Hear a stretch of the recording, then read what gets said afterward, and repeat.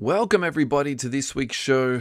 This is the You Can't Comp This NBA Trading Card Podcast. I am your host, Russell Gibson, and this is episode 263. And before we get to announcing our first guest today, we have a giveaway currently going on. Go to facebook.com/You Can't Comp This, click the follow button, and you're in the running to win a sealed box of Prism Fat Packs. That's all you have to do. Click that follow button. Once we get to 150, I'll randomize it all. Very special guest this week. It is Joe Foo. Find him on Instagram at ShaqFoo32. Make sure you get on and give Joe some support. He does some really fun, wholesome, hobbyist content out there. Mr. Foo, how are you today, sir? Hey, Russ. Lovely to be back on the show. Awesome day, man. Had a really, really great day today. Fantastic. Did you see the highlights from the Miami Washington Wizards game? I could not avoid it because I was watching the Charlotte game. It was just everywhere, wasn't it? Yeah. It was absolutely everywhere. And then you watch and jump over to the LA game, and no joke, they announced Bam Adebayo has scored 83 points. And you just hear the boos because it's LA. Because it's Kobe's record is 81, so they were just like boo, which was hilarious. Tyson Beck was not too happy about it. He basically was saying that it was disrespectful towards Kobe Bryant's point scoring. I genuinely thought they were gonna sub him off at 81. Yeah, right. I thought they were done. I thought they were 81. Great, and they'll finally bring him off, and then he went back and shot 2 more free throws. I was like, "What? He broke it?" It's disrespectful apparently when someone in the NBA gets a late basket as time expires when the game is over, but it's not disrespectful that a team can extend a game up 27 to manufacture an extra dozen possessions by fouling and creating an extra 15 points for a player. Yeah, 100%, Tyson. Look, I'm sort of in two minds about this, to be honest with you. I get what Tyson's saying about the end of game stuff, but I actually think he's more talking about Kobe's legacy than anything else. But I got to tell you, I didn't watch the highlights. So for people at home that don't know, I watched a little bit of live basketball, but most of the stuff I watch is after the fact, because I like to watch the abridged version game. So you can watch possessions only, and you can get through a whole game in about 35, 40 minutes. It's fantastic. Mm-hmm. I got through about halfway through that game, and I couldn't watch anymore. That's not basketball. It was over. Bam had 31 points in the first quarter, which is kind of what kicked it off in the first place. That's that I respect, but all the rest they did in terms of intentional fouling, letting him shoot everything, whatever. I mean, this is not the first time it's happened in NBA history, though. The one that you'll probably remember is when David Robinson needed 71 to get the scoring title, right? Yep. It's the same thing. It's not about basketball or winning basketball. You're just feeding someone to get them their stats. So and and that's the thing. I watch a lot of games live because, as you know, on the side I dabble in sports betting, and most of the time I actually didn't know that. So I dabble in it, and because of all the picks that I do on a daily basis, you watch a lot of these games, and a lot of these athletes, they finish. So they get the lead, the team gets their lead, and they check out by the third or fourth quarter because they want to save their legs, right? Most often than not, Bam should have been done by the third quarter, know, and let somebody else shoot some baskets, for Christ's sake. I mean, I suppose when you've got that many points, so and there's at this point in the season where it is getting to be the doldrums of the season, this is the really tough part of the season, sort of, game 60 to game 82. It's rough. Maybe that's what they wanted, just a bit of excitement and see how many points you could get. But anyway. And this kind of bridges over to, the talks about tanking and how do they fix it. And I really, really like the idea for a lot of these bottom-sided teams for basically it gets to halfway through the season or a third of the, one third of the season. Yeah. And then every win by these bottom-sided teams gets them closer towards a top draft pick. So then it flips over. There was I think it was Bill Simmons or someone said it, where they either basically they get instead of tanking to the bottom and trying to finish dead last, right? Yeah. There'll be a stage where these teams no longer qualify for the playoffs. they can't qualify. Like, and so once you've gotten your, like, I don't know, 8 teams or 10 teams or 12 teams that can't qualify for the playoffs anymore, that's when these bottom-sided teams, it flips over. So the remaining games of the season, for every win they get like a higher percentage towards their draft pick. But I think what would happen then is remember the Philadelphia process? Yes. Teams would implement that from game one. Yep. And then at the end of the season, when Yeah. the odds are in, then they'll start to win games. Do you know what I mean? Like, I think Yeah. that's just problem shifting. I don't think it actually does anything at all. No. What's your idea to fix tanking? Is that your favorite I mean, idea? look, I didn't mind that one, but like Yeah. honestly, like it gets to a stage where you can kind of go like, look, there's 30 balls, 30 teams, and we just roll them out every year, Yeah. because like that's the only way to kind of just go like, you know what? 30 teams, everyone gets equal share. There's none of Yeah. this, there's no protection, there's no defense. Yeah. I actually feel like you could ask me this question 10 times and I'll give you 10 different answers. But right Mm. now, how I feel is like I actually like what they've done in terms of flattening out the hobby Mhm. odds. Yep. And I think they just need to do that, but extend it out further. So make it, instead of the Yep. top 3, make it the top 5. So Yep. then And then there's no like move real from need to first pick. tank too Yep. badly. So that Yeah. all it means is the tanking will go from, instead of 1, 2, and 3, it'll be 6 and 7, may tank. And Yeah. that's it. And I think, Yeah. Because like there was I like the one which was floated out, which is like a bottom finals. You know how like when you used to play like recreation league and like the top teams, so the top 8 teams will play a top finals, then yeah. and they will win the NBA grand finals, and then the bottom 8 teams would play like a bottom wooden spoon final. And like, but the Well, problem is that you'd have the process again, right? You'd have these teams who would deliberately go, "Hey, next year's Cooper Flag, we will tank and play in the bottom finals so that we can win that and get Cooper yeah. Flag." Yeah, Yeah, yeah, that's right. so Yeah. so yeah, look, All right. I'm not Hobby. envious of the people who have to try and fix this tanking problem. No, definitely not. We've segued hard already here. We were talking about Bam Adebayo. Buy, hold, or sell Bam at the moment, because I think heaps and heaps of Bam is going to be flooded to the market in the next day. And we've already seen it happen already with Facebook posts and Facebook groups. People are listing them up hard. On screen here, I've got an eBay listing where someone basically were trying to sell it for $13 and then he's taken it down because of the 83-point game. So, yeah. Yep, you know what?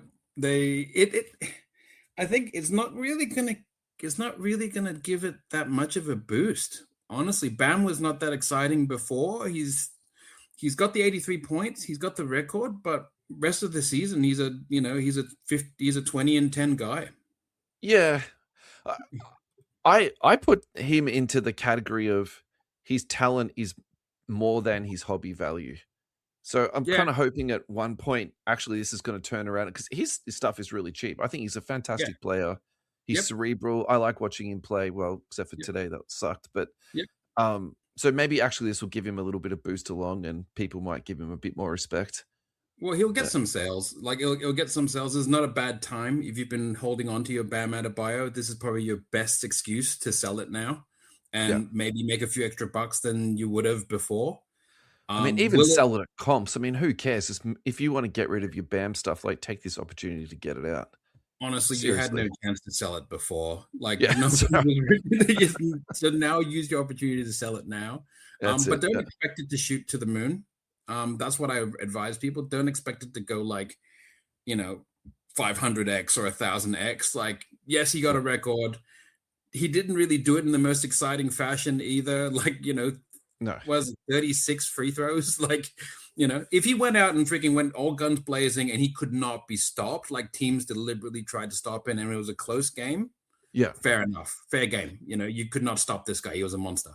No. But it was like game was already over from like the third quarter onwards. And they didn't even rest him, didn't even sit him. They just kind of kept him chugging along. Yeah. So it was not a sexy 83 points. Was not. Do you want to talk about your Steph Curry mail day and your Tyson Beck mail day, or do you want to talk about a temperature check of the hobby? I look, like since we already brought up the Tyson Beck and we mentioned him before, we might as well show off what he's been working with Yeah, for sure, lately. man. Yeah. I actually haven't been able to chase down any of his cards for the last 3 years. That's how hot his drops have been. Yeah. You log online and they're just gone in 60 seconds. I was quite fortunate, however, that while I was driving, I remembered that he had an auction on, and I was able to pick up one of these. It actually comes in a beautiful box now, so he's actually got it inside one of these Tyson Beck's boxes, which is Yeah. a nice. But the card itself is this, which is a MVP All Star, which he dropped as a surprise drop, which is probably part of the reason why I was able to get it, was because it was a surprise drop, and I don't think a lot of people were able to set their bots to go get it Yeah, right. Interesting. because I had a heap of time. Like I had time to browse. I probably maybe would have even gotten two had I not been in such a panic. Is that your first Steph Curry autograph? This is my fifth actually. Okay, okay. So I've actually gotten four other Tyson Beck Steph Curry autos as well. Yeah, nice, man. In the That's back in the day. So like pretty much when he was just starting out and he basically started dropping Spider Mitchell and and getting all the other guys into the game. Kyle Kuzma was a drop as well, I remember. oh, Um, so but those are the early days of Tyson Beck. And I was quite lucky when he started dropping Giannis, Allen Iverson, Shaq, Curry, that I was able to nab pretty much all of those cards when he first dropped them. sick, man. That's need to do a like a card summary and post it up on Instagram. Tag us in, man. I'll share that Yeah. for you. Yeah, no, I'll do that for you. What is your temperature check on the hobby at the moment? Tell us about that. I think since the changeover, it's still pretty hot. Like there've been some big splashes, as you've reported, there've been some very big splashes in terms of, like Pokemon doing some big drops, Yeah. NBA cards are still hot as ever. There've been some very good rookies as well, which has really helped the league and the hobby keep going. Yeah. Because I reckon if you have like too many bad rookie years, people aren't excited. No one's really buying, product. But when the changeover happens at the right time, which is now, they switched it over, and you got Cooper Flag, you've got VJ Edgecombe, you've got Kon Knueppel, you've got some great rookies taking over now. Yeah. But what about just generally in the hobby though? Like how are you feeling since the changeover from tops and fanatics? Like where are you at with sort of all that's been going on? To be frank, I actually haven't been jumping on board for a lot of the breaks as of yet because I'm still trying to wrap my head around what am I chasing? What products do I want? I'm still kind of reconfiguring, which products I want to chase. And I think I'm still stuck in the Patini age because the last thing I was chasing was the Rainbow Chase, the Revolution Rainbow Chase, which Yeah. was a Panini product. And I'm still trying to chase a lot of those Panini products, like your Kabooms, your Downtowns, these the Color Blasts, like stuff that I know are gone Yeah. and I can't get them anymore. Yeah. Like, do you think the hobby is healthy at the moment? Do you think it's like it's unhealthy? Like, where are you at with just sort of general like trends that's happening? I suppose. Yeah. I think look, the hobby is still healthy. Yeah. It's still going strong. There's still plenty of money flowing and coming and going in the hobby. I'm still meeting a lot of beautiful, happy people who are just coming on board, and like a lot of them, that I meet online, they're just like dads, just like their kids want to get into the hobby, and they're buying these cheap dollar cards and $2 cards, and trying to build their PCs for them. You know, some of them probably spend a hell of a lot more than I would expect for their kids, but you know what? To each their own. Yeah. Yeah. Look, I think I need to do more work into this, what I'm about to say, but I'm actually Mm. worried that we're almost in like a bubble at the moment. So Uh, I would not be surprised. yeah, and What makes you think that? I want to be more specific about the bubble that Mm. we're in. I think that we're in a Tops Chrome or Tops flagship or new Tops bubble. So Yep. again, very, very small sample size. I need to do a lot more Yep. work on this. But for example, we hit this card in a break I did 1 or 2 weeks Mhm. ago, Yep. out of a mega box. I think the total buy-in for the box was, let's call it $250 or $280, right? So like, pretty small. Ooh. When this card came out of the break, initially when I looked at it, I was like, "Oh, it's a gold card. Okay, that's great." Yeah. So put my Yeah. Panini brain. Okay, this is number to And you're like, 10. "Oh, it's Okay, out of this 10." This is numbered to 50. Okay, like that's a Yeah. it's a really nice card. It's an on-card Yep. autograph. Look, I like this kid, Yep. and to be honest with you, I've had him in my Yep. run sheet. I like the way he Yep. plays. He's good to watch. I've Yep. got no problems with him.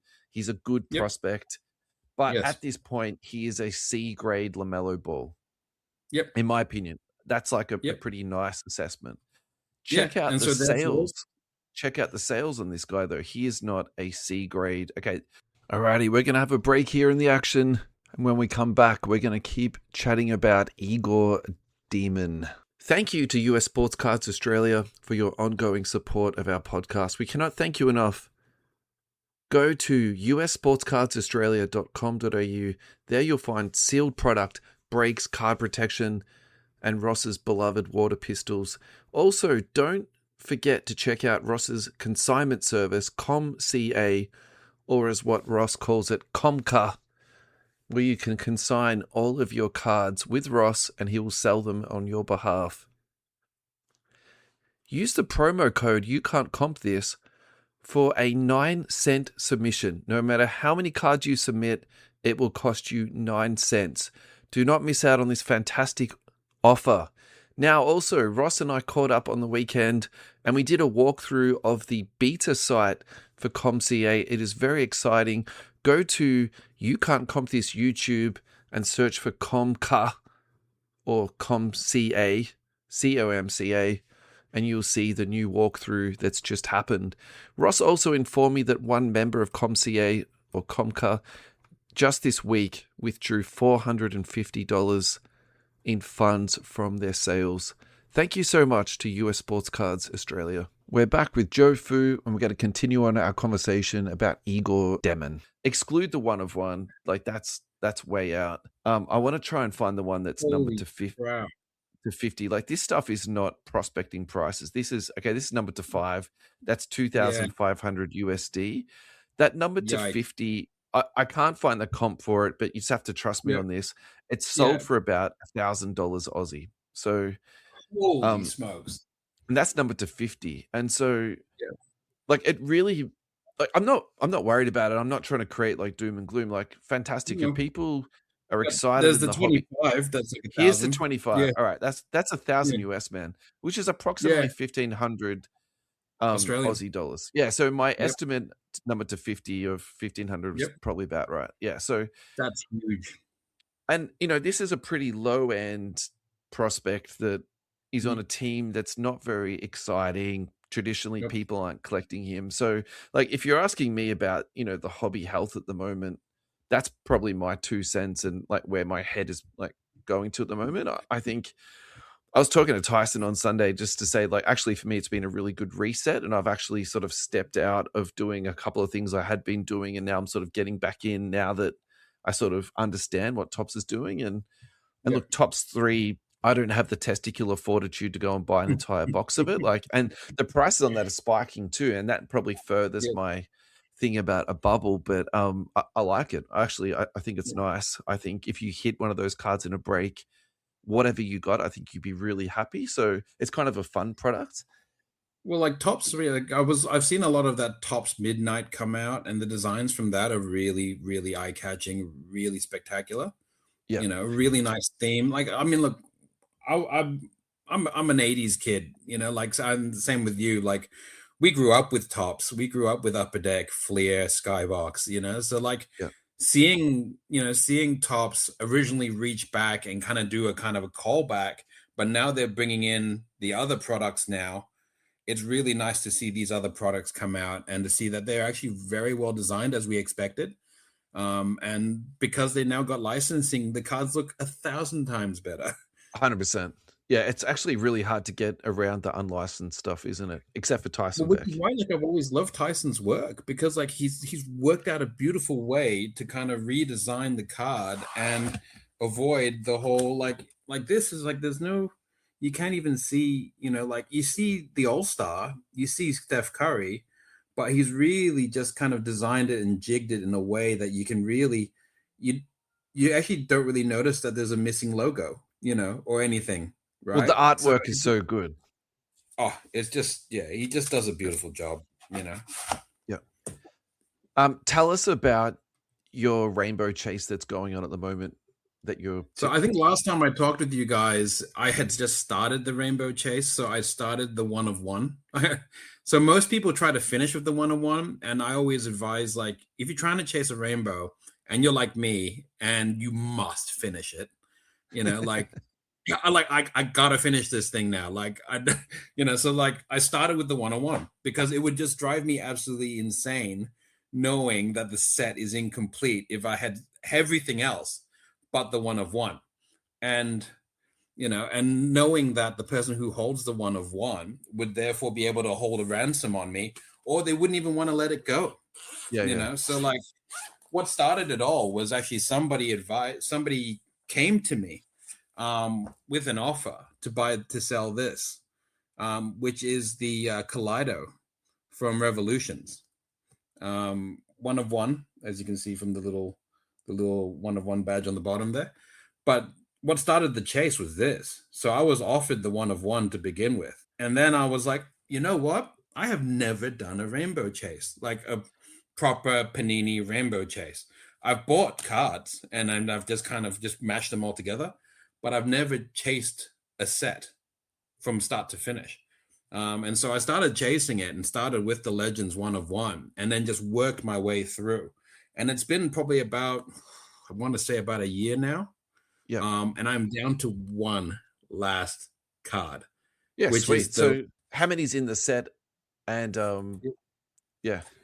it is, let's see now. So that's 9, 18, 18, 24 cards in the whole set. That's actually a pretty decent chase. Very doable. Very doable chase. So like, started with the one of one. I'm missing the out of 5. The one of 5, which is the purple swirl. And I've got everything else, but I've got a few of the other cards sitting in America that are going to get posted over pretty soon. Then I can add it to my folder. But I started with the one on one. I gave myself an estimated budget of about $1,500 to finish the chase. And I have to say, it was been pretty accurate. I built a little Excel spreadsheet and just, marked everything in whenever I bought it. And yeah, every time I added a card, I deducted from my budget. And yeah, I pretty much landed with one last card to chase and about a good enough money to fund it. Tell us about your love of spreadsheets. Look, I think I've always done them. It was always been, and it's because of my partner. She's a CFO, and so she's also a certified accountant as well. And she just made me do spreadsheets to keep track of my cards, because I told her, like, I dabble in hobby and I buy and sell cards, and she's just like, "Is it profitable?" And I'm like, "Yeah, I mean, I always have money." And she's like, "No. Have you looked at how much profit you get when you buy and sell your cards?" And I was just like, never thought of it that way. And she goes, "You might be surprised. You might surprise yourself. You might be able to, because she'd known me a while. She's like, you do this very well. Why don't you do this as a proper thing?" And she goes, "The only way you could figure out whether you could make cards a job is if it's profitable enough to sustain." So she made me do a spreadsheet and I track my buys and sells, and yeah. So without disclosing too much information about your personal life, you don't do it full time though, do you? So why don't you do it full time? Because I think that's a really interesting question, actually. I think look, for life, for basically, like, in terms of, like, yes, it is very glamorous to do cards full time, but like, is it? I got a family, I need weekends, Like, hang on. Whoa. What glamorous? What are you talking about? I mean, look, Where's a lot of people fantasize about, like, doing cards full time. Hang on. Fantasy is one thing, reality is like something else, right?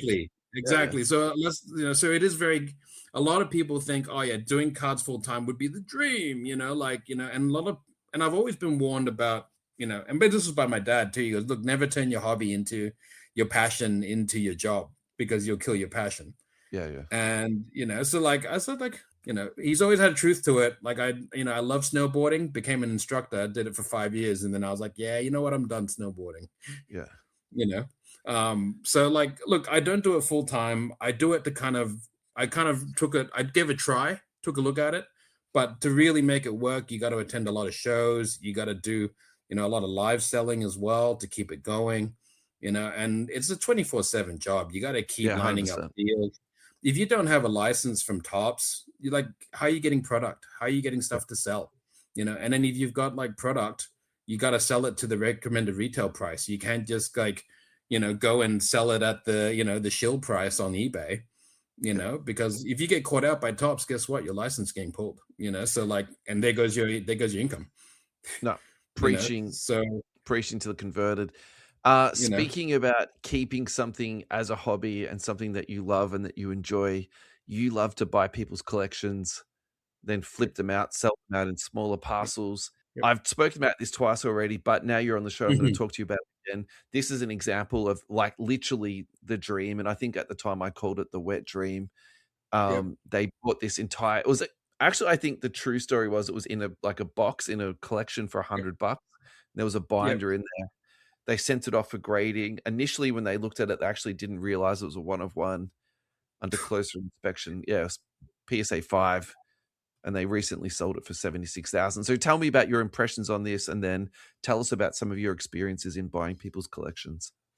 I mean, look, like it's always the dream to be able to identify it. And I've had this discussion with many other hobby guys as well, where they've, come across people who've come to them and said, "Oh, look, I've got some cards that I want to sell." And like they've spotted a card that the guy has underpriced. Like they don't realize that it is an extremely rare insert.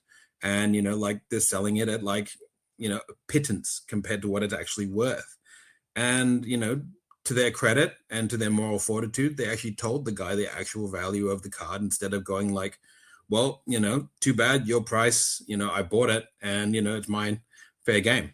You know, there's two coins to this though. Like if it's listed on eBay and you've put it up, fair game, right? Like whatever price you've listed it up as, that's it. But this one's kind of like private sale. Guys come to him for advice, and he's giving advice, and he didn't take advantage of him at that moment. He actually gave him a fair deal and said, "Look, this is the price it's worth. I'll give you, so and so percent." I doubt he realized what was in I mean, look, maybe Mm, I didn't even think about this. I felt the way that this story was portrayed was like they mm. didn't even realize what was in there. No, no. I think he just kind of look. He just must have just bought the binder for the fun Yeah, of it, and then just started flipping through it and realized, oh crap, what have I found here? there's a And that's monster in here, happened. yeah. I mean, look, we had that earlier in the year when I thought I had a Scottie Pippen. Kaboom. Um, no, it Oh, is it was a a precious PMG? little gems. It Yeah, was a yeah, yeah. PMG. It, Yeah, yeah, it looked like a PMG. It passed the eye test of a PMG, but it was missing key pieces. So it was missing PMG on the front. It was missing the serial number on the back. And, like, but it was fun though. Like for a brief moment, I thought I had yeah. found You gold. had your And, Kobe like Bryant, yeah. I had my So, Kobe Bryant find. what was the outcome with that though? They took a red texture to the card and colored it in, right? I mean, to my knowledge, everything, I think it was just, yeah, like the consensus amongst a lot of the PMG crew was that, yeah, like someone had just colored it in, and it was a colored in job. There is no such thing as PMGs without the serial. There's no Yeah, such things as PMGs without the PMG in the front, yeah, you know? And so like if I had that basically turned the card from like, a $2 card or a dollar card into like tens of thousands, yeah. you know? So, segue number 16 of today's show, Michael Jordan, red PMG PSA 5 recently just sold for 640,000. I'm actually shocked by this. Like some of the crappy Jordan inserts that are selling at the moment for 30K plus, Yep. and then a literal grail comes up and doesn't sell for $1 million. Like look, I'll give it its PSA 5, but Yep. as much as this is out of my league in an Yep. astronomical way, I actually think this is gonna be one of those sales where we're gonna look back at this moment in time and go, "This only sold for this much." Yep. What's your Yep. feelings on this bad boy? I mean, look, it's almost like that Kobe MJ order, right? That came out. Like, it basically you see that you track the lineage of the card from like, $3,000 sale, $10,000 sale, Yeah, $60,000. And, like it's crazy the amount of money that's in the hobby right now. And yeah. this probably goes back to your point about the Igor denim. Like, is it hobbyists or is it hedge fund people with a lot of money behind them and they're able to like pump and dump some of these cards? Well, there is some funny sentiment in the economy at the moment where people are actually quoting that trading cards have done better than the S&P the last 5 years and are doing better than rare metals and rare earths. So that to me, I would actually say be like if you're people outside of the hobby, be very like cautious Mm, with that advice because yep. I feel like it's such a nuanced hobby that unless you know exactly what's going on and you're following it every day and you know the players, like you can't just buy any card and expect it to go up at the same rate that the S&P is going up. You know what I mean? Like that's like Yep. it's not Same with how it Pokemon. works. Yeah. Yeah, same with anything really. Like there's all these little micro, micro finances and micro economics that are happening on all these different hobbies. Like Hot Wheels is the same, and like like Beanie Babies are the same, and like there's it's crazy, honestly. But yeah, that MJ, to get to your point about the MJ PMG, that Yeah. is so rare, like so rare. Like I've never seen one in person. That's like I've seen a few PMGs in my time, but I've Yeah. never once seen a PMG of MJ in my hands. Yeah, But yeah, I 640 for especially for MJ guys. Like the MJ guys are a different tax bracket to a lot of us other hobbyists. yeah. The amounts that they can spend on cards is insane. And the MJ market is really pushing up the value on a lot of the other inserts from the same series. So if an MJ sells for like 650,000, imagine like some player that's not even in the league anymore, barely played like a day in the game, would be like a few thousand for a PMG. Yeah. I mean, look, I don't follow the market that closely. So this year of legitimate PMGs, there's already been 3 sold. So Yep. they actually do sell They move, yep. like frequently enough. Like it's not like they never sell. No. Yeah. All right. But you Tell see me you your see a lot of retro. say that again, mate. Sorry. You see a lot of retro. There's a lot of retro PMGs that show up. There's So that's heaps from more of like those sort of yeah, collegiate, yeah, 2013, yep. unlicensed upper deck ones. Yeah. Tell us your best story of buying someone's collection or buying a lot and what you've gotten out of it. Like, tell me the fun stuff about that. I mean, look, they've been like in terms of like one of the best collections I ever picked up was like a friend of mine who was moving overseas, and he was making plans to move overseas, and he just was done with the hobby because his daughters aren't into his cards and he can't hand Yeah. them over to him, and he just wanted to move them on. So like he actually ended up. Okay, we're going to jump in here and take a quick commercial break, and we'll be right back. Neon Trading Cards. Head over to neontradingcards.com where you'll find a huge array of breaks: soccer, NBA, MLB, F1, AFL, NRL, WWE, and Marvel. Find Neon Trading Cards on Whatnot. Neon is the exclusive home of the Lucky Card Co. Repack products, Australia's leading multi-sport repack company. Neon is also a Topps and Fanatics direct breaking partner. This week on Neon's Whatnot platform, Neon have just launched their official second channel, Neon Trading Cards Plus. On the Plus channel, soccer, MLB, F1, AFL, NFL, WWE, UFC, and Marvel will be featured. And considering we've just had the F1 in Melbourne this week, check out all those hot F1 breaks that are currently being listed. Meanwhile, the main Neon Whatnot channel will run NBA breaks and the Lucky Card Co. repacks. Get in, get ripping, and don't miss out. Neon is where the action is. We are back with Joe Foo, and we're going to continue on our conversation about buying and selling collections. It ended up being 2 carloads of cards. That's how big it was. About 100,000 cards. A lot of Chicago Bulls. A lot of MJ actually. Did you say In there. 100,000 cards? About 100,000 cards was what he estimated. Yep. So I've got boxes on boxes on boxes, and I think what was fun for me about it was I had time to sort it. It's very like if you've never really sat down and sorted cards, it's really cathartic. As a breaker, actually, that is an enjoyable part of it. And you also get the opportunity to look at them in your hands, which is a different thing, Yeah. looking them on Insta or on Facebook. And yeah, I understand what you're saying with that. But I also have an endpoint. Like by the time I've sorted 1 or 2 boxes, like I'm kind of done for the night. You know what I mean? Like, yeah. Yeah. I did like little chunks. Like I did it in little chunks. I put on like I don't know Brooklyn Nine-Nine or something in the background. Or, like, Yeah, South 100%. Park. You can have some junk It was TV going on. Yeah, Beavis and yeah, Butthead. just Rick and Morty or something that I've watched 1,000 times, or like Fraternity but I just Court. had that. Yeah, had that playing in the background, and I've got like, I think probably one of the best ever purchases I made in terms of hobby was like these like trays, Did you make these like those? Ultra Pro. Yeah, so I got the stickers. I got like the Ultra Pro tray, and then I bought the stickers on like Oh, Amazon, right. Okay. and then I just stuck them on just to kind of like, and I've done like NBA ones as well. So there's like team ones as well with all the teams. Yeah. Um, but yeah, just kind of just sorting through, and and just having a little bit of fun sorting through it all, and seeing cards that I haven't looked. It's kind of like the penny. It's like looking through the penny boxes or the dollar boxes at the hobby shows. Yeah. Like it's something really fun about flicking through thousands and thousands of cards and like maybe finding something really nice, Yeah. you know. And I think that was probably the best part of buying this collection was I had a rough estimate of what it was worth. And, I knew I was going to come out on top anyway because he gave me a great deal. But, I knew that it would take me some time to be able to recoup my cash, which I had plenty of time to do. But just sorting through it and being able to like go, oh, wow, like I've never seen this card before. And oh, wow, like there's cards that from my Shaq collection that I didn't even have, Yeah, right. that I thought I had. I thought I had every Shaq, and I was just like, whoa. How many boxes of cards is 100,000? Like I'm sort of having trouble getting my head around it. It is. It was like, well, it was basically like How many they got these. carloads was it? It was 2 carloads.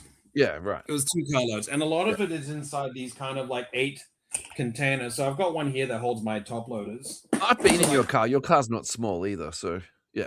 No, so I got an X Trail, which is like not a small car, but like these Yes, 8. right.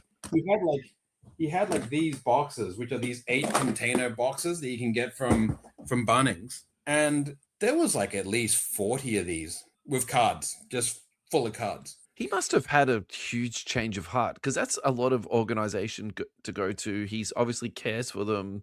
He sorted them out. Yeah. Yeah. So he sorted it out. He even had like a massive collection of like Pop Funkos as well, which you can kind of see over my shoulder. Like you can see. I can see some of those. Yeah. Yeah. So it's like, they've gone broke now, haven't they? Pretty much. They kind of over licensed and overpopulated, and couldn't get the job done. So, yep. But yeah, I've actually inherited a Pop Funko MJ collection as well. So the next question is, would you do it again? And did you at least break even? Yes, definitely would do it again. And I still do. I've always loved picking up collections. One of the most recent collections I picked up was from a buddy of mine in NZ. He was done with his Shaquille O'Neal collection. Yep. And the whole reason why I started buying and selling collections was because there's always usually 1 or 2 cards I want from the collection. And so I know that by buying the collection, I'm going to get a big discount.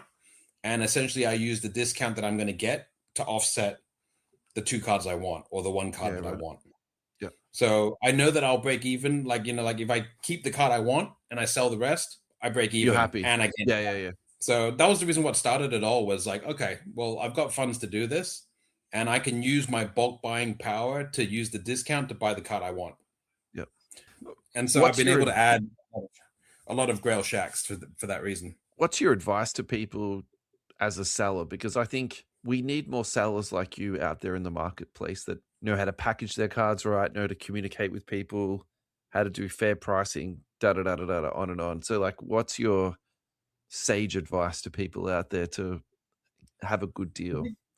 I think, look, I just remember that it's a hobby, like be first and foremost, it's a hobby. Like I got into this as a hobby, like the reason why I buy and sell, is to help other hobbyists. And the best deals I've gotten are from guys who are also love the hobby, and so like when you're coming into sale, I think a lot of the people who have failed is because like they're expecting a certain amount back and they're not willing to sway or make a deal or and sometimes you've gone in too deep, like you've overpaid for something, and we've all done that.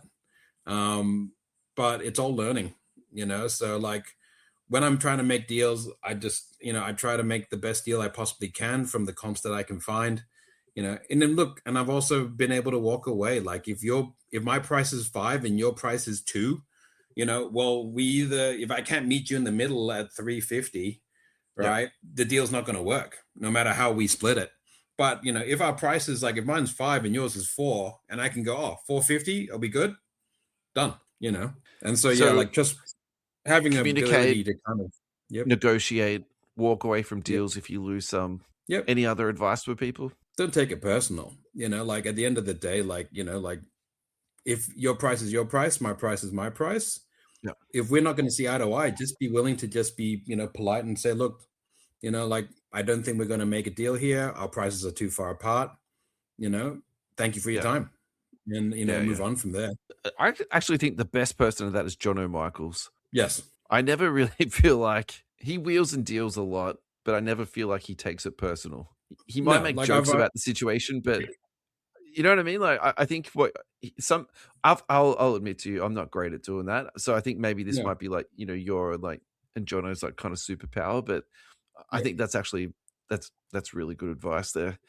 Tell me a funny story about when, because we talk about this in our group chat all the time. You'll screenshot people like sending you stuff from eBay or whatever. Like, what's your yeah. funniest message you've had from a buyer who's like trying to muck you around or stitch you up? Well, like I think like we've had weird ones. Like I used to dabble in like Apple products, and like Apple, like as the Apple Macs and iPods, and I will never touch them again after this one, because Yeah, like I listed it and I had it as like, this is a collectible item. It's not been opened since 2006. I do not guarantee it to be opened. Just there's no guarantees. Like I put it in my file as there's no guarantees that this will work. yeah, And he bought it off me for like, I don't know, $800, because it was like a sealed one and quite rare. So as you can see from that iPod mini, there's some pretty crazy prices for some of them, like for an opened one, worthless. For a sealed, steel and package, still worth quite a bit of money, as you can see from some of these. And the guy went out, bought it, opened it, and then just started making demands on like, it's not working, false advertising, blah blah blah. You know, why would I buy an Apple and not open it and use it? And then I was like, I think it was just two different worlds. And that's like, I kind of took it as, look, two things. I did the right thing on my side. It is listed. It is the first thing on the description that says this may not work. This is a yeah, collectible. You're buying it as a collectible, yeah. you know. There's no guarantees this works. And answered every single question he had of me, like, is this a refurbished item, all that kind of stuff. And yeah, at the end of the day, he put in a report with Apple, with eBay. And then I showed eBay my evidence, and yeah, eBay sided with me. Which Okay. is, like everything was marked and labeled, which is what you got to do as a seller. Make sure everything is marked and labeled correctly. When you send stuff off, make sure it's tracked, so you can track it has arrived, and Yeah, then have photos of the packaging when you send it. So like offline on Facebook, people do standard posts, which is untracked. So the only thing I can do as a seller is make sure that I have sent the product to you, right? So every time I sell something that people ask for standard post, I actually send a video of me dropping it in the letterbox.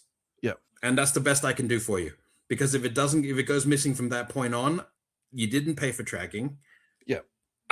There's actually no way I can assist from this point I on. I do that too, but I do it for Mm, different reasons. I've got goldfish mm, brain, so then yeah, without that tracking number, yeah, sometimes I'll forget like who I've posted it yeah, to. But yeah, 100%. I think especially during pandemic when people were doing deals left, right, and center, yeah, that was something that some people did lean on to prove as when people wanted to save $4 on postage. I think yeah, that's also the point here, isn't it? People want to save postage.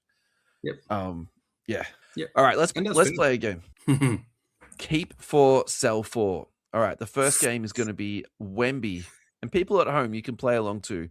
LeBron James, Steph Curry, SGA, Luca Edwards, Jokic, and Kon Knueppel. For Keep keep or four, sell. sell four. Oh, I think. Look, if we're gonna go, we're talking about sells, so I'll go with sells for now. Yep. I would definitely sell the Kon Knueppel. Yep. He's peak. He's basically just going back on your point on rookies. Rookies sell way higher than any other card I ever seen in the hobby right now. And they're selling for prices that are well exceeding what the player has done, which is it is very unusual for me. Like I collect old school players. These guys are they've done their job. They've won championships. They are MVPs. They've gotten their Hall of Fame. So these guys are done, and their prices are nowhere close to to a Kon Knueppel. Like if you look at it, I think it was like there was some sales for like Kon Knueppel, which was like if you look at his like Kon Knueppel RPAs, there was like the Midnight Summer Solstice rookie that sold for like 1,500 on average, and it can go up to like 2,200 and more. And like that's insane, man. That is you're almost at Curry prices, right? For a Kon Knueppel, which look, he might just be the next Steph Curry. He might just get 5 championships, and he's broken some records already, but he needs to go out and get the 5 championships. Yeah, but what's the comp for someone like that, though? Honestly, like Klay Thompson. Yeah, And Steph. Like, look, he's off the mold of Klay Thompson and Steph Curry, right? Like Steph Curry started it, right? He's the one that changed the game that allows Knueppel to do what he's doing right now. so I would say the difference between Knueppel and Steph is that Steph's handle is actually really Way better. underrated. Yes. And his ability to create his own shot, I personally think is better than Knueppel's. I think Knueppel's a bigger guy and a different type of athlete. So they're very different players. But I think Clay's in that sense, I actually don't think the Steph Curry comp is good because in terms of shooting numbers and 3-pointers made, sure, but I think I only say that for the price. Like I only said that because of the price that Knueppel's getting. Yeah, these prices are wild, aren't they? Yeah. So like, but a lot of these up here though at 1 of 1s, man. So that's 1 of 1, 60K, 57K, 1 of 1. Another that's 1 of 2, 41. Yep. But some of the ones I was looking at was like like Equinox out of 50. Just like your Igor Denim. So out of 10. 15,000 for the number to 50. Yep. And that was averaging 1,500 for a 1 color. And then if it goes 2 colors or 3 colors, like if it was a 2 color, it was about 2,000 and above AUD. If it was the tops 3. I agree with you. That's a sell. 100%. Sell. Wemby, very much the same. If I pulled a Wemby, I'd probably sell it, to be honest. Yeah. Just because like too much risk for you? Is that what you're worried about? Yeah, look, for the same price, what can you get? So if you shop around, what can you get? Like you could probably get yourself some really nice, Bill Russells, or even like, or like like my Shaq cards, they don't even come anywhere close to some of these Wembys, man. Like not even close. For the same money, same type of card, not even close. Yeah. And Shaq has got an insane resume, popularity. Yep. He's a very likable guy. Just about unstoppable. Like he was unstoppable on the court. It's a different kind of league to what Wemby is in right now. Alrighty, guys, we're going to head to our third and final break today, and then we'll be back for the fourth quarter. Stick around. Thank you to the Hobby Hangout for your ongoing support. Go to tickets.oztix.com.au to find and buy your tickets for this year's Hobby Hangout XL, Sunday the 26th of April at the Royal Exhibition Building in Carlton. The pre-release has completely been exhausted. Those tickets were $19. The first release is now out and selling very, very quickly at $29.90. Admission for people under 12 years of age is free, but they must be accompanied by an adult. This year's Hobby Hangout is selling faster than any other Hobby Hangout. So do not miss out on your tickets this year. Make sure you get in and buy them nice and early. Doors 10:30 a.m., finish at 5:30. 400 tables, international and national vendors, sports cards, Pokemon, Yu-Gi-Oh!, One Piece, MTG, entertainment, live breaks, dedicated trading zones, free play areas, expert panel speakers, and international guests. Thank you so much to the Hobby Hangout for your ongoing love and support. This is the final quarter, people, and we're going to continue on with our Shaq Fu conversation about Wemby and Shaq. Yeah, the prices that Wemby is getting, if I hit one, I'm definitely just going to sell that. I'll grade it first, and then I'll sell it. Yeah, right. I think Wemby is insane. He's an absolute freak of nature. He's incredibly skilled. We've never seen an athlete this tall and this agile and this coordinated ever. And all of that combined, I get why people are hyped about this dude. And Yes. I'm actually trying to get a surgeon to come onto the show, and I want to talk about him like specifically and be like, look at this guy and what are your concerns about him? Because I would love to Mm-hmm. actually hear someone say, okay, people who are this tall are predisposed to these types of injuries. Like, it's really interesting to me that he's had a clot in his arm. Yes.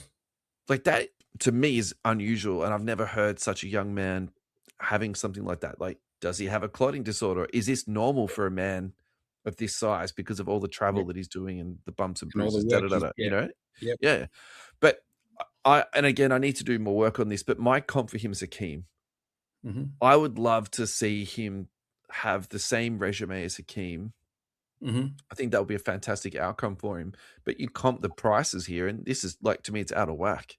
So Like seriously, like I would like, and there've been times where like I'd probably sell some to maybe buy some other ones that are serial numbered, yeah, so like I would sell it to upgrade, or I would sell it to get something a bit more rarer, or yeah, I would, if I was collecting him, then I would just keep the rarest stuff, yeah. not the high pop count, silver prisms. Although like silver prisms seem to be the way that people are assessing value, you know, just like how I think it's easy to because it gives you a really flat benchmark. There's lots of sales data. Like, look at this, yeah. heaps of sales and it's data.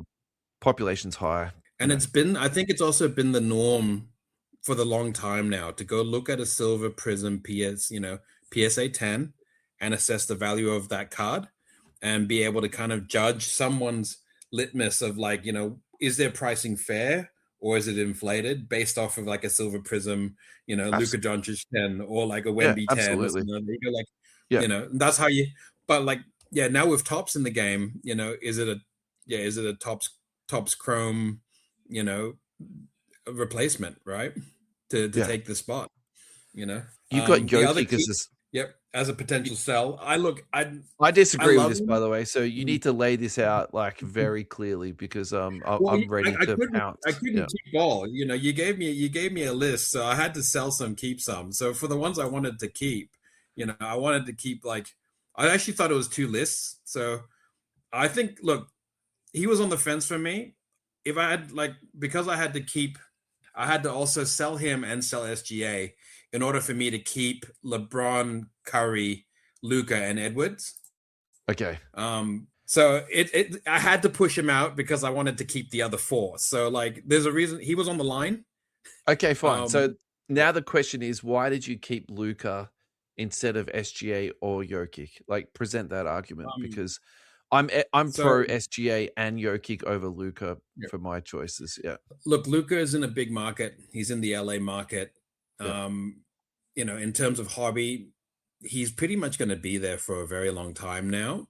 And if he continues on the trajectory that he's doing, which if he can stop bitching to the refs for like 5 minutes, you know, he would He be got the fined ultimate player. 50K the other day. He just needs to stop complaining. If he stops Yeah. complaining and plays, he'd probably be the ultimate player. That's the one knock that I have against him is you watch him on offense. He's an absolute maestro, unstoppable. Yeah. Haven't Yeah. seen anybody play like that. But then like it's just the bitching and it lets his team down because like it's just like now you're playing 4-on-5. And the opponents know that too. The moment he starts complaining, they just They inbound the just ball push it and the run other way. straight Yeah. down, 100%. Yeah. push it the other way. Whatever Yeah. basket he got is gone, you know. Um, what was interesting is that actually while he's been playing in LA, whenever LeBron is out, like the last two games, LeBron's been out and they've been phenomenal, So like there's an equation there for like a Luca Austin Reeves works better than with the three of them. Yeah. And the reason why I also to get to the point about why I'm keeping LeBron, he's about to retire. He's almost done. His legacy's cemented. He's definitely one of the best players of all time, Yeah. and he'll go down for this generation as their GOAT, just as how MJ was my GOAT for my generation. Yeah, his cards are going to go up for sure. Um, I agree with you. His stuff is going to go up, but the part I'll slightly push back on is that the previous generation mostly was ruled by Jordan, whereas I feel Mm, like this generation is split into two groups, and it's really yes. clearly delineated. It's Steph Curry and LeBron Hmm. James. So you're either pro Steph Curry or in Steph Curry's camp, or you're in LeBron's camp, right? I think Which that's is why the I also kept Curry. You know, yeah. so that's the reason why I kept Curry as well, because like yeah, like he's changed the game. He changed the So you game, kept LeBron, Curry, Luca, and and Anthony Ant-Man. Edwards. Yeah, who's Michael Jordan's son? So All right, keep for, sell for, veteran edition. Jordan, Shaq, Kareem, Wilt, Bill Russell, Kobe, Tim Duncan, Larry Bird. look, this one. I mean, look, Shaq was an automatic lock for me, but you know Yeah, that was pretty that's much fine. unfair. I'll give you that considering Yeah. your name is Shaq Fu 32. Yeah. Automatics were pretty much automatic keeps was definitely Jordan and Kobe. Um, they're just going up, man. They just keep going up. Yeah. You know, like I jumped on board and picked up a few Jordan autos when I had a chance, and those cards have already gone up in value by, you know, 15-20%. And that was only picked up like in less than 6 to 8 months ago, you know. Yeah, um yeah, they've gone up. Kobe's Kobe, he's passed away. Rest in peace. If anything, like with Bam beating the record for Kobe's record, there might be even another spike for Kobe because people were like, "Oh shit, I'm gonna go back and watch Kobe's 81." Yeah, right. You know, Yeah. so you never know. By Bam being in the highlight reels, Kobe might get a spike. My other keeps was probably I do love Bill Russell. I think he's just very underrated in terms Yeah. of like, you know, like what he's done for the league. There's nobody else that's won as many championships as he has. And then nobody else has actually won championships while being the coach as well. Like he won championships as coach of the Boston Celtics. That's so a player coach has never Yeah. won a championship since Bill Russell. Yeah. Like he just kind of he took over Yeah, from right. Red Auerbach and That's he a just like great trivia question, man. he took over. He won a chip, you know, without Red. Yeah. And you know, like, and I love Bill. Like, he just you hear his stories. He was like he battled Wilt Chamberlain, you know, and Wilt Chamberlain was a monster, like an absolute monster, you Yeah. know. And Russell battled that beast and kept winning. You know, like Wilt Chamberlain has so few championships only because he was in the same era as Bill Russell. Just as how LeBron has less championships because of Stephen Curry, you Yeah. know. The other keep for me for the four of them would probably be Tim Duncan. Actually, I think his hobby story has only really started to emerge again now that he's been signing recently. I'm so glad Um, he's signing again, man. you know, like Yeah. he was gone for such a long time, and like his Yeah. values were so high. And his autograph is so beautiful. You know, like there's no, you know, he fits the resume. Like if I was when I was finding my PC player, Tim Duncan I put on my list because yeah, championship caliber. I liked watching him play, the big fundamental, you know, love his autograph. You know, a lot of his cards that I wanted, a lot of the cards that I wanted also featured Tim Duncan because he was such a big star back in the days. And so I could also get like the jambalayas, I could also get, you know, Topps Chrome Refractors and, you know, a lot of the rare stuff. But because his autograph was so out of reach, I didn't collect him in the end because I couldn't afford it. Yeah. Just help me out with some NBA trivia. I'm pretty sure this is Duncan's rookie card, right? Which one is that one? That is, The yeah, Topps 1997 Topps Topps Chrome Chrome. 997. Yep. So for $5,000, you can get a PSA 10 of his refractor for 106. All right, like what am I missing here? That's a really good buy, isn't it? Oh, look, it's a good buy if you love Tim Duncan. His I don't expect it to keep like I don't expect it to spike in value, which is a good thing. It's up Um, 20% the last 12 months. It's rated as undervalued by card letter by 12, nearly 12.5%. it's Okay, because let me also repropose this to you. hmm, If you buy this today and you put it away for 20 years, are you going to be up or down on this card? oh, definitely you'll still be up. Yeah, that's what I You reckon know, too, man. he's got that caliber. He's got that freaking the championship DNA, right? You know, five chips. You know, He's got the Yeah. legend. His I his think his story has already been written. Which is where this is what the point I was talking about earlier about the rookies is that yeah, okay, you could spend about 2,500 on a Knueppel now, but is he yeah. going to be at Clay's prices in 6 years' time? In 8 years' time? He might be. If you go back, like if you want to go back and look at Clay Thompson, and look at his prices and see where they end up now, you'll see what may happen to some of these rookies. Like I was randomly playing around and I think I flicked around and I found like, who is it? Like Dylan Harper, who's another hot rookie, right? Like another Yeah. decent prospect out of the Spurs. He's a good player. He's not, Yeah, he's a good player. Like I he's a really good like him. player. I agree with you. Yeah. Yeah. Is he a superstar? Probably not, right? But if you had to hazard a guess as to like the price that you would pay for Dylan Harper in the same kind of series as the Kon Knueppel that I found earlier, Yeah. which is like a midnight equinox rookie, out of 20, it was 1,350. Yeah, that just You know what fits I mean? my Topps Chrome, Topps bubble that we're in, man. Right? You That you is just that is a you're just that's a helping my lot. argument out. Yeah. I know that is just a lot of money for for this guy. Like I paid around that for my Shaquille O'Neal patch auto from Flawless, which is Flawless is a top tier product with a 3-color patch with a Shaquille O'Neal. It's not a rookie, I know that, but there's no Shaquille O'Neal rookies released in this generation. And I reckon if Shaq, was reborn and playing now and doing what he's doing, redefining the league, he might be $1,000 rookies. Why wouldn't he be? Yep. He's a better Right. prospect than Cooper. Well, yeah. I mean, look, Cooper's prices are sky high too, and I think that's always the thing about these rookies. Like, if you look back at previous draft classes, you know, Zion didn't do well. His values tanked. Ja Morant's have tanked. LaMelo Ball, who's currently a star in the league, you look at his rookie prices from when they released to what they are right now. It hasn't held on in terms of value. Yeah, so just to take your point here, the number to 50 card, which is very similar to the denim one that we spoke about earlier in the Yep. show.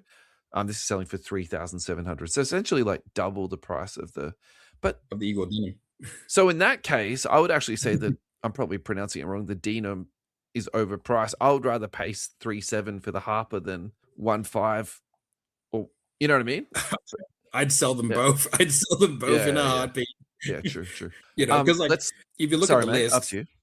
yep. If you look at the list, like there's Larry Bird on this list, and you can go buy yourself a Larry Bird, patch autograph for like less than $1,000. Yeah, the And only that's thing you have to yeah, add to Larry Bird though is yeah, there's no reliable yeah, database out there that says Larry Bird has signed this many cards.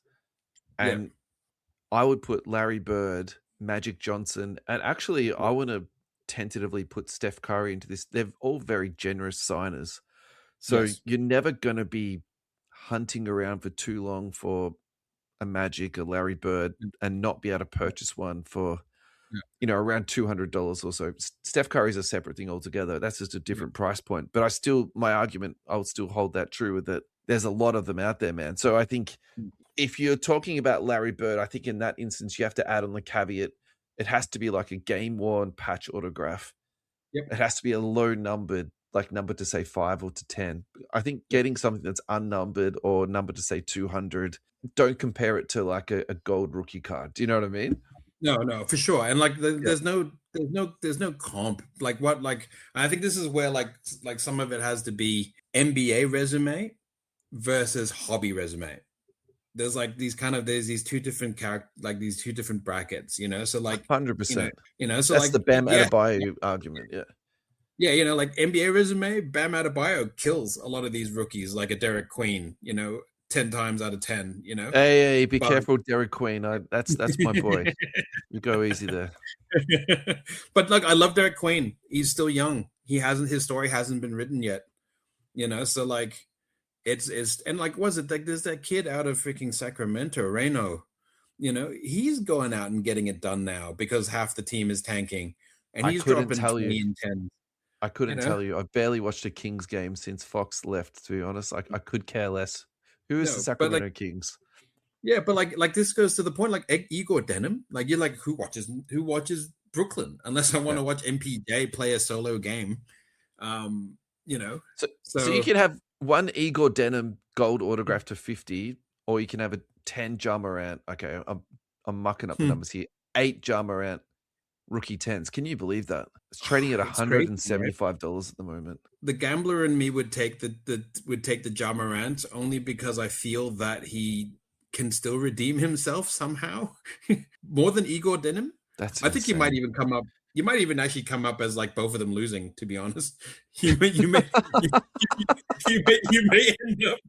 end up doing a swap and then both values just tanking.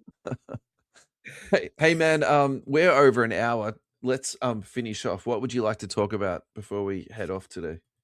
Let's have a look. See, so look, I guess what hobby surprises, I think, or NBA surprises this year. I was look, I'm very, very surprised by how good the rookie batch has been this year. Yeah, it's been a good class. I agree. You know, absolutely amazing class that's come through. You know, like from VJ Edgecombe doing what he's doing in Philly, to like Dylan Harper playing in the Spurs, Derek Queen over in New Orleans. Kon Knueppel making it an actual run for the rookie of the year. Like he's pretty much he'll probably steal it at this point. Yeah. He's just been so consistent. He's And just if been such a good Knuckle wins, I've got no problem with that because then they're yeah, also winning. Because I feel yeah. like at the moment, the Mavericks, they're not actually genuinely trying to win, whereas the Hornets are really competitive this year, and they're in a good spot. He's actually put them in a position which is very rare to have a rookie come in and put in an impact that he has and affect the game the way he has and help the team the way he has. Like he's a key reason why they are winning. A healthy lineup with him, Bridges, Lamelo, Miller, and Diabate, Yeah. a very dangerous and scary opposition. Well, especially Diabate. That guy's like a little bit crazy, to be honest. He's a little insane, and I love it. I've watched a lot of Charlotte this year. I'm a Yeah. Magic fan for now until like Vegas has their team, and then as I've told you before, when Vegas has a new expansion team, I will jump on that wagon, and then that will be my team going forward. Okay. Because I've just never had a team. I've been a lot of NBA fans. We jump around to follow our players, but we haven't had a team we follow. All And right. I've always been jealous of my footy friends who like have a Who are passionate team and about they're a team. hard. Yeah. Yeah, All right. So, yeah. what's your criteria of picking a team then? This will be our last question before we go out. Joe Foo's criteria for picking a NBA franchise. I Originally it was the logo. Like I gotta like the logo. If I don't like the logo, I gotta wear t-shirts and stuff. Which is the reason why I really hated the Houston one for a long time. Because I just hate the way they did that R and the way that their uniform looked. I love that I, logo. I miss the '90s logo with the freaking rocket coming around the coming Yeah. around the planet. Yeah. Um, so I guess a good logo helps. But I think for me, it's gonna have to be look new team, new expansion, fresh, fresh team, and I can follow them from the start. And because of my little side passion of of punting, it makes sense that Vegas is my team. Thank you so much, Joe, for coming on tonight. This has gone so fast for me. It just feels like it's been a 15-minute chat. So thank you so much. No, absolute pleasure, my friend. Absolute pleasure. Thanks everyone out there for listening. We'll catch you guys next week.